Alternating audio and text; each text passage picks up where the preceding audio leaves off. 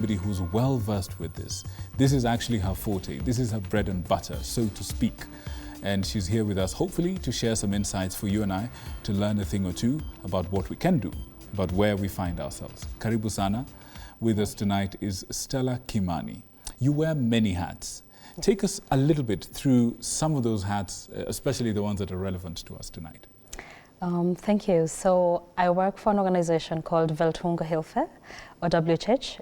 It's a national INGO, and we work mostly around issues in food and nutrition security, but also food systems and food systems governance as well. I also wear another hat where I head a program that's called Strengthening Rural Governance for the Right to Adequate Food. So what we're trying to do is to look at how our food systems can be able to deliver not only food and nutrition security, but also the right to adequate food. That's in our constitution, you know, Article 43(1)(c) and 53(1)(c). I like that. I like that because there's an element of, you know, a lot of people don't see that as a right. Yeah. You know, and a human right for that matter. Yeah. We'll talk a little bit more about that. Please continue. Yes, and for us, I need to emphasize that for us, it's very clear that food is a right, not aid. And that's the approach that we work around. You know, making sure that we're empowering people to be able to sustain themselves within their own micro food systems. And lastly, my last hat, I'm also in the nutrition sector, and I'm the Deputy Secretary General for Nutrition Association of Kenya. So for me, it's very clear that food systems must deliver the ideal health and nutrition outcomes, right? That Absolutely. means safe food, healthy food, and nutritious food. I like that. Good people, I told you we had the right person. So come on, let's join this conversation and learn a thing or two. Help us understand, right off the bat, where are we in terms of food security? I'm talking about Kenya and Africa as a whole. So the statistics stand at 1 in every 3 people being food and nutrition insecure. Wow. And this is quite mind-boggling considering that we're in 2023. And for Kenya, very, very many years post-independence. And you do remember our first president, one of the problems that he said we have is njaa, you know? And 2023, yes, umaskini, njaa, na ujinga, right? Yes. Unfortunately, I won't discuss how far we are with the other two, right. But with njaa, you know, it's getting worse year by year. And this, of course, is contributed by a lot of factors and shocks and crises. We just are still not as much, but still within the COVID-19 crisis. We've had a lot of climate, you know, issues. Basically, climate change is long-term change in weather and temperature patterns. And when growing up, we could tell which seasons, you know, we expected rain, and when we needed to be ready with our, you know, warmer, planting, you know, and planting and all that. Unfortunately, it's gone. It's out the window. You know? It's unpredictable now. Yes, and now you look at even the Met Department's predictions of the weather, and we realize that, you know, it seems to have a mind of its own. You know, it's predicted rain. Sometimes, you know, it does not come through. We are coming, you know, we are still recovering from failed at least 5 seasons of rainfall. So this has had a lot of problems, a negative impact on food and nutrition security. And, you know, in addition to this, we've had a lot of wars and crises, you know, like the Ukraine war that impacted a lot of our imports, especially for wheat, which, you know, we import more than we produce. And fertilizer as well. Yes, and fertilizers as well. And there's just so much going on, and all this has had a very negative impact on food and nutrition security. And COVID-19 made a really bad situation even worse, because then a lot of Kenyans lost jobs. You know, people could not be able to produce because, again, of the cost of inputs, agricultural inputs, from seeds to fertilizers and all the other agrochemicals that they require in the production system. So there are very many factors, you know, multiple crises that have led to this. And if you look at our arid and semi-arid lands, we've also seen a lot of conflicts in those, you know, inter-clan conflicts. Yeah, for pasture and water. For pasture and water, again, because of the climate situation we are in. Right? So we are now in a situation where currently even we're having the crisis with the Karamoja in Turkana, where we're having an issue in the inter-country, you know, migration. Right. Yeah, so there are many crises that unfortunately have led us here. So when we say 1 in every 3 people in the population are hungry, that is a statistic that really should help us, you know, or make us really wake up and take action. Right. Yes. It's a very gloomy perspective, but it's a reality. Yes. But something tells me it's about to get worse. Tell me why. Well, I think one of the reasons why bad situations get worse is because Kenya, we often react. We are not very proactive, unfortunately. I know the government has put in a lot of measures to try and prepare for some of these crises. For instance, we have an El Nino that has been predicted later in this year. And I know there are a lot of organizations, including ourselves, that you know, WHH, that are actively involved in anticipatory action, or what we would call focused-based action. And is that the same as early warning systems? Or? Yes. So the early warning systems tell us what is expected, right? So when you know that there's been predicted an El Nino, this means that you should be expecting to have a lot of rain, you know? And that means, since our agriculture unfortunately is rain-fed, right? This is an opportunity for us to move our population and our food systems into irrigation type of agriculture. Right? So anticipatory action means that you know there's a lot of rain that is expected, and you start putting in measures, for instance, you know, robust water harvesting systems that would then enable us to be able to harvest that water, because the kind of pattern we are in, we are expecting you know, a lot of floods, then prolonged drought.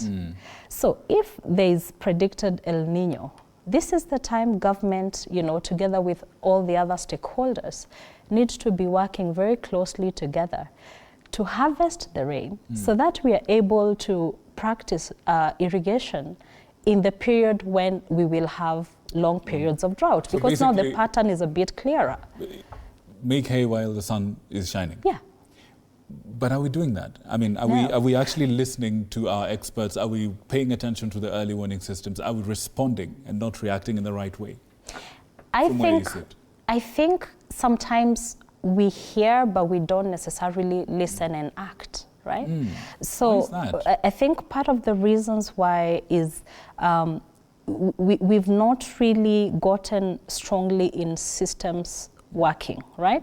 So every time most people think about food and nutrition security, you're looking at the Ministry of Agriculture, right? But if you're talking food systems, we need to look at all the actors that are involved in the whole system, from the process when the food is in the agriculture, you know, at the farm, with the farmer, until it gets to the table. That means that everybody across that chain needs to be involved proactively in preparing for all these climate you know, change implications that we are having.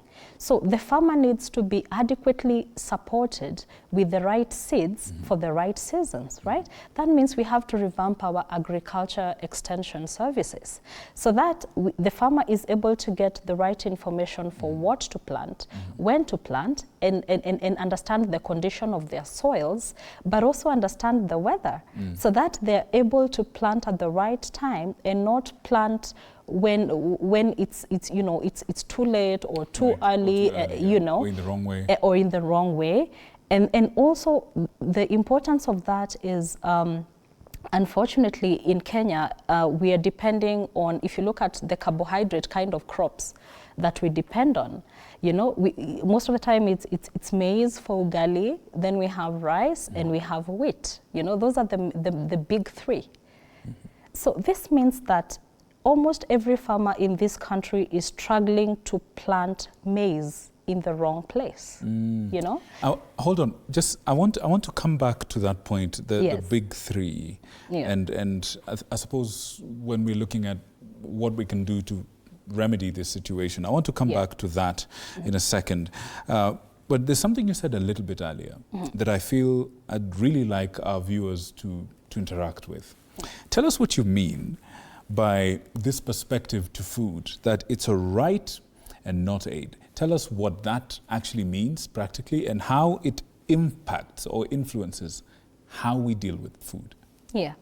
So food being a right means that it is something, a right is something that each of us is entitled to basically by just being a human being, you know?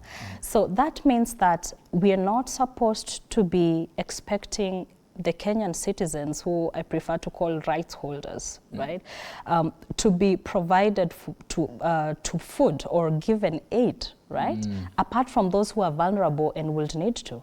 We have to improve access to food in terms of affordability, availability of this food in the market, in two ways. One, those who are able to produce the food should be supported to do it, right?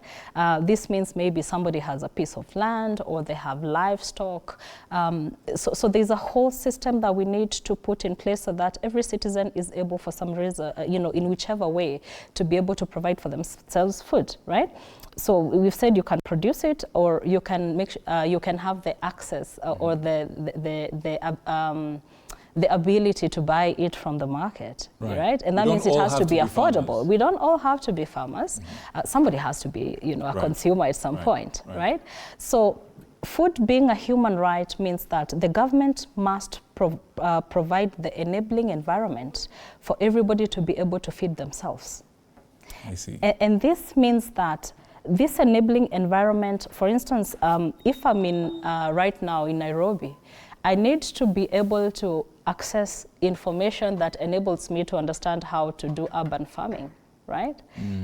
And if I'm in the village or in a place where I have a piece of land, I need to be able to get the same services to understand my environment and understand how to be able to farm in that kind of environment. And right to food means that we are not you know, we are not debating about, you know, who should be fed or you know, how to be fed. We are talking about making the food, first of all, available, meaning that we are producing fundamentals, it, right? Fundamentals. The food is available. Two, the food needs to be affordable. And that means that the cost of production needs to be affordable. The cost of energy needs to be affordable, which at the moment it's not. Therefore, you're ending up with, you know, food prices because of the implications of energy on food production, and also the implications of seed costs and other input costs like fertilizers or on the production cost, right? That also means that the farmer in Nyandarua that is producing, you know, cabbage and tomatoes is not supposed to be, you know, going through periods of food loss and waste because they don't have the right infrastructure for it, right? So that's a big issue. And that's why we have to think, exactly, and that's why we have to think farm to fork, right? The farmer needs to grow the food in the right environment. That environment is already implicated by climate change. That's why I'm saying right now we should be harvesting, preparing to harvest water so that this farmer in Nyandarua is able, or wherever they may be, is able to practice agriculture, you know, irrigation agriculture throughout the year. Now, once they've been able to, you know, and obviously in that environment we have the cost of inputs that needs to be affordable but also healthy inputs. We need to make sure that also the farmers are not using dangerous agrochemicals that are affecting both the environment, the soil, and also the microorganisms that are within that environment, right? And the consumer. And the consumer. By the way, yes. Let me jump in here a little bit. As you're talking, there's something that's ringing in my mind, and I would like I'd like you to just kind of pivot a little bit and shine some attention on this. Yeah. And as we shift towards something along solutions with the little time that we have. Yes. Someone suggested that perhaps our diet should adapt, should be part of the climate adaptation or the adaptation to climate change that we need to do. You mentioned the big three: maize, wheat, and rice. Those are the three things that we eat the most of. And they are not traditionally our foods. They're imported crops. Do you agree that our diet needs to change if we are to adapt to climate change properly? It does. It does, because... and to what? It does, because the thing is, for instance, if you look at some of the places that, for instance, a farmer in Nyanza, you know, that is in Asal areas that is struggling to grow maize, is not going to grow at all, because the environment just does not work for it, you know. So this means that this farmer needs to be supported with the right agriculture extension services to be able to understand the kind of drought-resistant crops that they are supposed to be growing. And these crops are even healthier than these big three that we keep rotating and you know, really relying on, you know. Tell us a little bit sorghum, about that. millet, millet, you know. sorghum? That's what we used to eat. This is what our ancestors used to eat. And that's why I say, unfortunately, with industrialization and a lot of urbanization, we ended up commodifying food, right? So food became more of a commodity than something that you need for your health and for culture. All right. Yes. All right. Yes. Now, so you heard it from the nutritionist herself. We need to go back to basics. We need to go back to what our ancestors used to eat. Tell us as quick as you can, and I know this is a tall order. Yeah. There's a quick, tall order, short time. Okay. Quick as you can. Tell us what else we need to do. Governments, communities, people, you and I, what can we do to adapt better or to manage better where we find ourselves? Number one, government, anticipatory action, right? It's predicted you'll have El Niño, right? El Niño, I mean. Please, harvest the water. Simple. Simple. I like that. Honestly, it should be a bit of common sense. Right. Just harvest the water, enable irrigation agriculture, shift the farming system from rain-fed agriculture, right? Private sector and NGOs. Support the government to be able to bridge the resource gaps that the government already has, right? So this means directly supporting communities, whether it's with agriculture extension services or it's even you know, directly even digging of these boreholes or dams or even water pans and all these things that we need for water harvesting, right?